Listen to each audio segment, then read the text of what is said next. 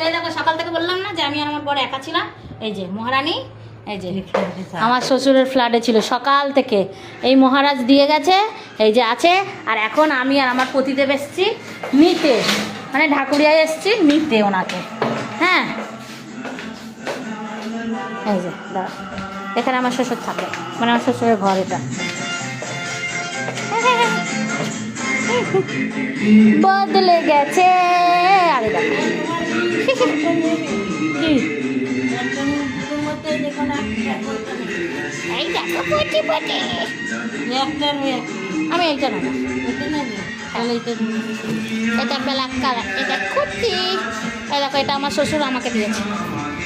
আরে কেমন লাগলো সকাল থেকে একা একা থাকতে আমাকে ছাড়া? সেই রান্নাই করছি বাবা, আমার শ্বশুর দেখো নতুন নাইটি কিনে দিয়েছে আবার মহারানী। হ্যাঁ, রান্নাই করছি রান্না করছিল এসে?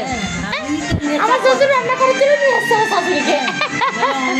রুটি করে দিই চারটে আমি রুটি একেবারে করনি কেন? আমাদের ঘরেও তো নিয়ে যেতে পারতে।